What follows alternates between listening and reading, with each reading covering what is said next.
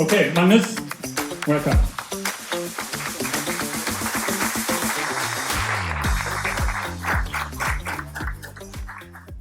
Thank you so much. I had to change my shirt. Like it's overwhelmingly hot in here, isn't it? Or was? I can't take it. I don't know. I shouldn't complain. I'm not allowed to as a Swede, but yeah, I will complain. So thank you everybody. So nice to see you here. Thank you Jakob. Thank you Lumberyard, and thank you Mats and Mika. Wonderful to be here. I love it. Let's see what we can make of this. I will try to mix in some actual concrete advice. And if there's anything you feel is like I'm actually lying, please call me out. There are some people here who might know the truth. So let's see. All right. So Mats, thank you. You made me blush. Like it's too much, and it was definitely a team effort. But I have been trying to scale tech companies for the last 20 years, and there's a 20x, there's another 20x, and then there's a 10x. I was only there for a little bit less than 2 years, and now I'm 1.5 years into Mews, and I've been managing to scaling that so far. As like this is not me doing it, obviously not, but it is about finding the right people and letting them thrive. So that's what I will speak about today. How can you scale organizations? So that's my motto. I will try to keep time. Let's see. So quickly, I do the sales pitch as well. I'm not actually selling anything, but this hotel runs on Mews. Mews are building the operating system for hotels. So anything that you see and don't see that's regarding the operation of a hotel, that's typically run by Mews. This hotel runs on Mews since January this year. Strawberry is a big customer of ours, but we have 6,000 customers all over the world. My claim to fame is that I process, and I got this from Mika's presentation, I realized I almost process €1 every year for every person on the earth. So 7 billion euros this year, and next year we're going to exceed that. So that's 32 quintillion. That will take a little bit more time, but I'm working on it. And we also became a unicorn from valuation. So that's at least something. Cool. That's Mews. So contrary to what Mats believe, I'm a huge fan of processes. So this will be, there's a punchline that it will be a lot later, but let's see. So this is a simple 1, 2, 3, 4 step guide on what you need to do if you want to grow your organization quickly and some of the pitfalls that you're gonna end up there. Okay? Great. First step, planning. So the presentation timer is off, but yeah, like I will manage. Cool. Let's start with Conway's law. I think I talked this already. I like this because that law is way older than I am. So that's at least something. Organizations design systems that mirror their communication structure. So it's kind of show me your system architecture or platform or whatever, and I can draw your org chart. This is what this says. And I believe this is so much truth in this, and it has been since 1967. So amazing. And I will tell you how to use this law a bit later, but I think we have to rethink Conway's message a little bit. Originally, he talked about buildings and stories within the building, like, oh, if two teams are on different stories within the building, there's going to be an API between them, between the systems. If two teams sit in different buildings, there's going to be some kind of other API, like a even harder contract between the systems, right? Now, I have to rethink that a little bit because now I'm working mostly in a remote setting. So that means that the buildings becomes domains, which in my vocabulary is a collection of teams. And teams, of course, are teams. So that's the new kind of pieces of Conway's law that we can use. It's a bit different. It doesn't have to do that much with physically where we are, but it's still, I think, more relevant than ever. So when we plan for hypergrowth, we need to figure out how to organize the teams. That is job number one. And I've been talking a lot about silos. I think it's just fun because it's a word that usually have a negative quotation, which I think is very, very wrong. We need silos. And this plays very nicely into what Michael said. Like it is exactly about creating boundaries, just as you would create your domain boundaries when you use domain-driven design inside a system. You create domains in your organization that doesn't necessarily have to speak to each other. So that's, I believe, how you reduce those multiples of connections on exponential growth. I think it is on exponential growth. I'm pretty sure of it. Like whenever you add a new person, you're gonna exponentially add number of connections. So and creating silos is the way to mitigate this. And it doesn't sound good, but like the fact is that at Klarna, I reported, so it was a matrix organization, means I have two bosses. So I had that going for me. And I reported both to the CFO and to the CTO. But I had no idea on what Klarna as a whole was doing, right? Because I was working in my domain, very focused. I didn't need to know it. I could look it up, but honestly, I didn't have the time. I was so busy solving problems inside my own domain, and I had to put a lot of trust in my leaders and in the other domain leaders that they will solve their problems. I might be able to contribute, but is it really worth it? Because I want to have focus on my problem. So that I think is one way of doing it. And domains in Mews, where I am now, we call them tribes, is essentially the same thing, a collection of teams that have enough of their own problem space so that they can work on it independently from other teams or other tribes or domains.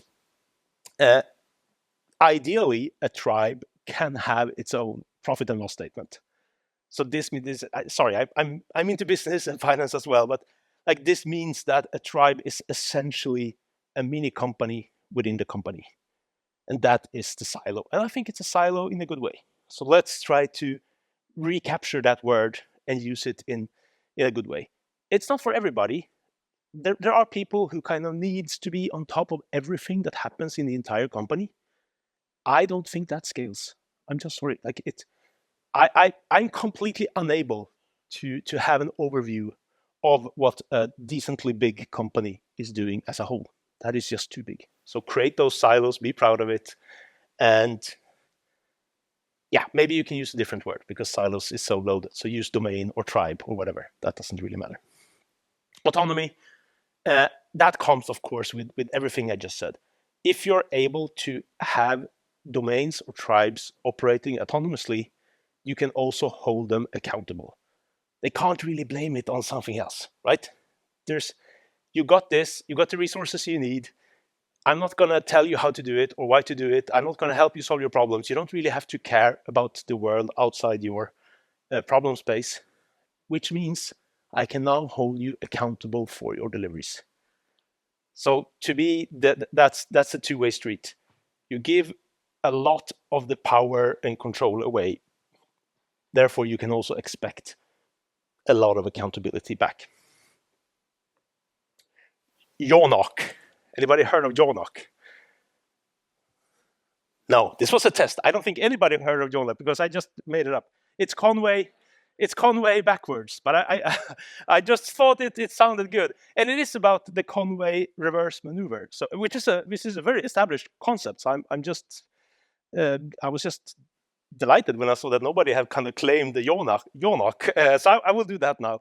Yonock is kind of a way to, if you have a platform that needs re-architecture, maybe you start to see some of that rot or even decay that Mikael talked about.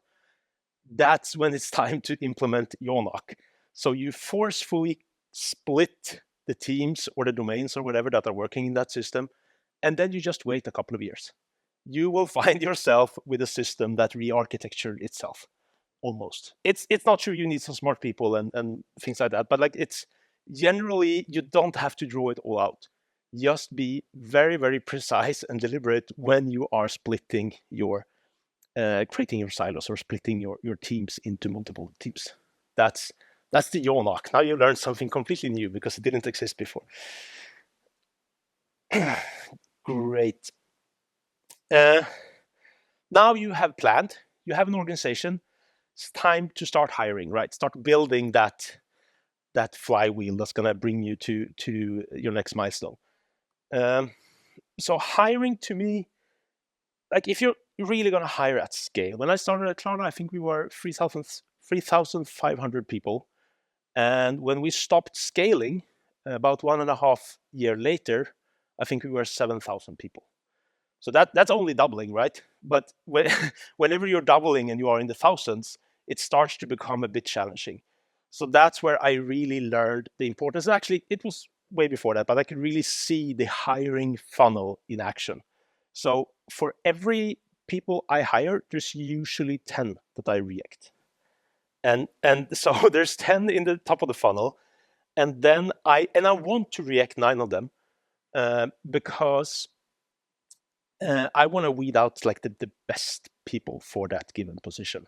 But I want to do it quickly and at scale, which means I don't need 10 people at the top of the funnel. I need hundreds or several hundreds if I'm gonna hire 100 person. So I need 1,000 in the top of the funnel, and then I need a lot of gates in the funnel. And on each gate, the goal is to reject candidates. And this might sound harsh, but that's kind of the point. Otherwise, the gate is meaningless and completely useless. It doesn't add value. And it's always hard. Like I've been in finance and granting loans and things like that. There's I can't remember the proper wording in English, but it's like you say no to some of the loans, you say no to some of the candidates, and you're not really sure if they were the best ones. So you only get feedback on the ones you bring forward, the loans or the people. You kind of forget about the ones you rejected. So that's a problem I haven't solved. If you have any solution to that, how to follow up on the candidates you rejected, that would be amazing. But the best thing I think we can do is monitor each step in the hiring funnel and make sure that we reject a decent amount of people in every stage. Otherwise, that stage or point in the funnel should just disappear. It doesn't add value. So when we talk about this gates, you should, I think, bring in some hard screening. This is a controversial topic. I have seen it work several times. I also see some problems with it. And when I say hard screening, that would be maybe a test. It can be a home assignment or a coding test. But it can also be, at Klarna, we had a general cognitive ability test that everybody did. Every single hire had to score above the bar in a general cognitivity test. So that's one way of doing it. I can see challenges with that. I can see that you might over-optimize for people that are good at taking tests. That is a real problem. I don't have the precise solutions to that, but that's something to discuss. But I do see the power of these kind of hard screenings if you're going to hire at scale. If you're only going to hire 1 or 2 people every month, it doesn't really matter. You don't need that because you don't need the 1,000 people at the top of the funnel. But if you have 1,000, you need to have a very efficient and mechanized process, at least part of it. Make sure you're measuring your hiring using the right KPIs. I'm struggling with this right now. The TA team, talent acquisition team, or people team, or whoever is helping you with hiring, they're usually your best friends during scaling because you're going to spend a lot of time with them. But they might be using KPIs that are not beneficial for you. So what I see is time to hire, for example. Frankly, I usually don't care about time to hire a single candidate. It doesn't really matter. It might matter to the candidate, and from that point of view, it might be interesting. But I would rate quality of hiring much, much higher than the speed to hire. And then I would have a very wide pipeline. So if I can have 100 good candidates being processed at the same time somewhere in the funnel, I'm going to have a total speed of hiring that's good. But I don't want to measure the speed of hiring for a single candidate because that's going to drive TA to push my hiring manager to accept candidates that might not be the best.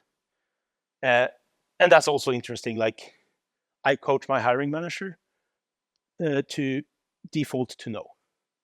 And that's like, I spend a lot of time creating this funnel and optimizing it, and I want us to hire a lot, but then I tell my managers to default to no.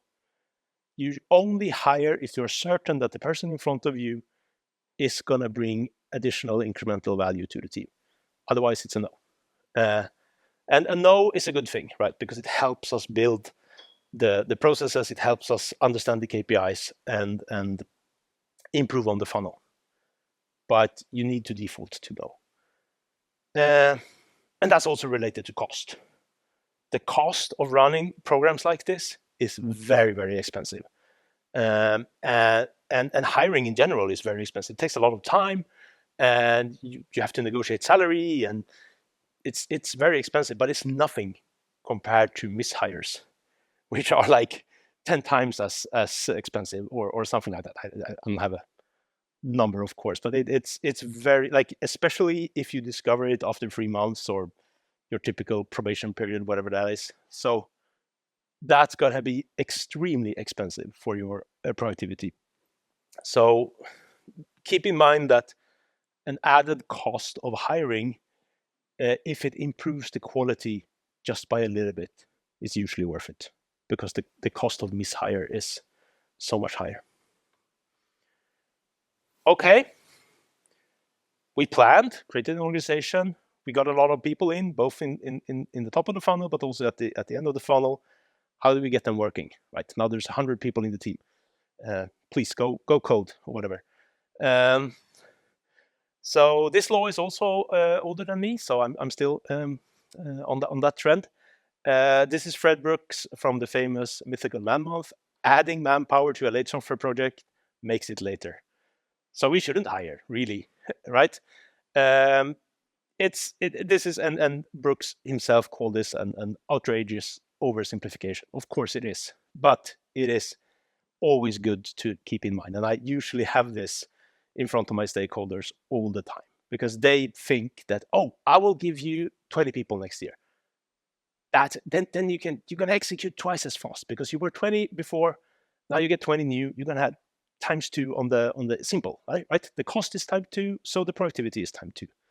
Of course it's not. Like we are fighting the diminishing returns is kind of the formal term for this. Meaning that for every single hire we make, the incremental productivity from that developer is going to be lower for every single time. And that's not usually something that's not so good to hear, right?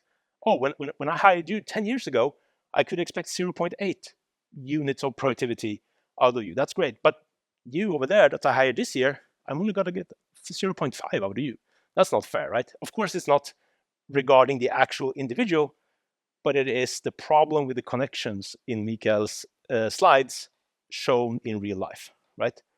Diminishing returns. So why do we do it, right? Well, why hiring them?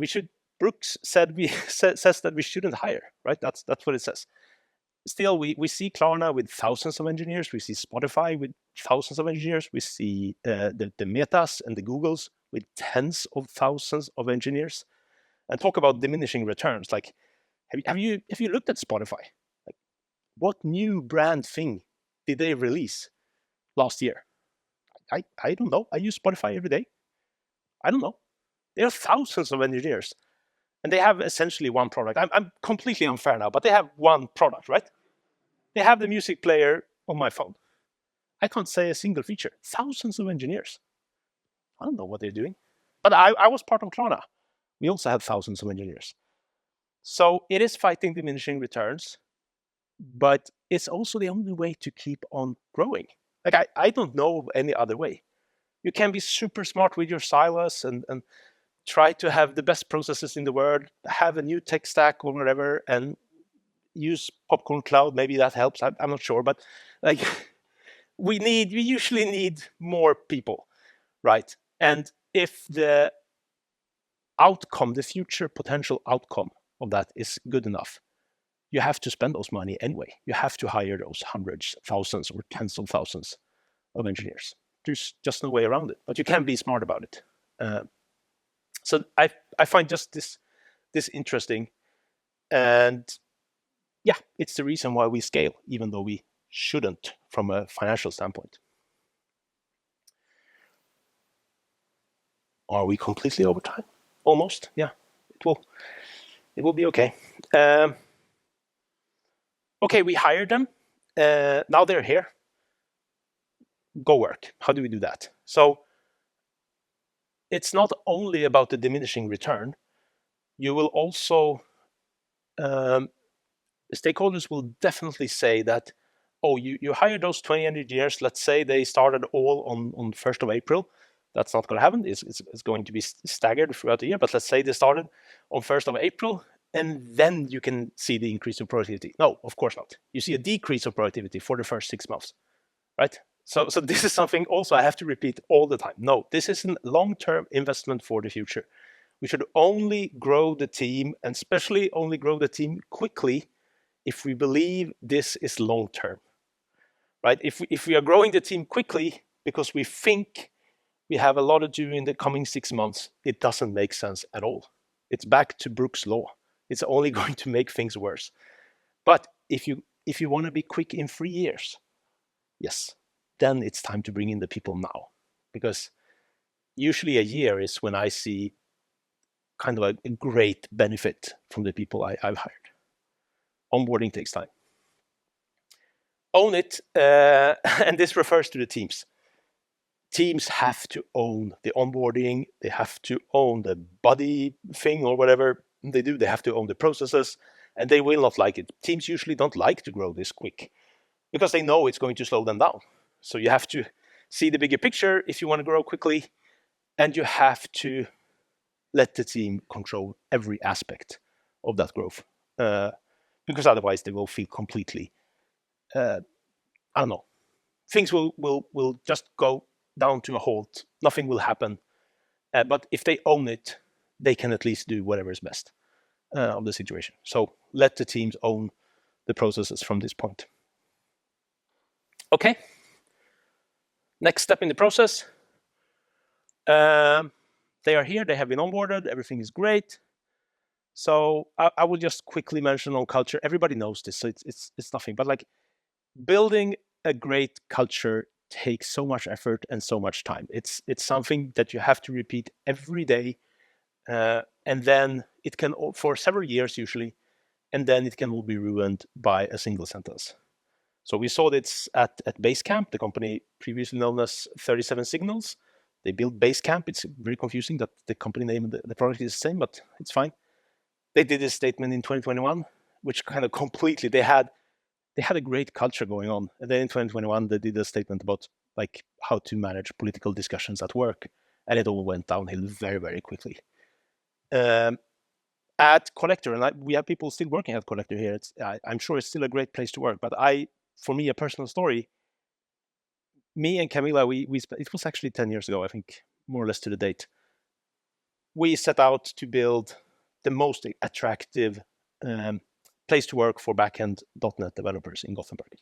So very, very specific, rather easy. Like, it's easy to understand, very hard to do, and it took several years. But we found some smart people. It worked out pretty well for a few years. I would say, like, especially 3-4 years, it worked really well. Then after maybe 5 years, we had a new CEO, and he said one sentence at one meeting, and that kind of destroyed it. Not destroyed it, but at least changed the premise of what that meant. That's very, very hard, right? But that's things that happen. So I'm not saying that the culture at Collector or anywhere, or at Basecamp or 37 Signals is bad, but you have to respect how easy it is to destroy something like that. Of course, it's all about the people and investing in people. Like, cost of hiring is nothing if you compare that to the cost of losing your best engineers. So make sure to invest in them. There's this famous cartoon of the CFO asking like, oh, but what if we invest a lot in training our employees and then they leave us? And then the CTO or whatever says, yeah, what if we don't and they stay? Right, that's a bit worse, right? And talking about teams and how to measure them, obviously I'm trying to delegate a lot of control. I have one thing that I usually is very, very hard on requiring, and this has been mentioned before. Show me how you are improving every day. That's a single metric you need. The rest is vanity, usually. it can be interesting and fun, and you can do it as an exercise to look at other metrics.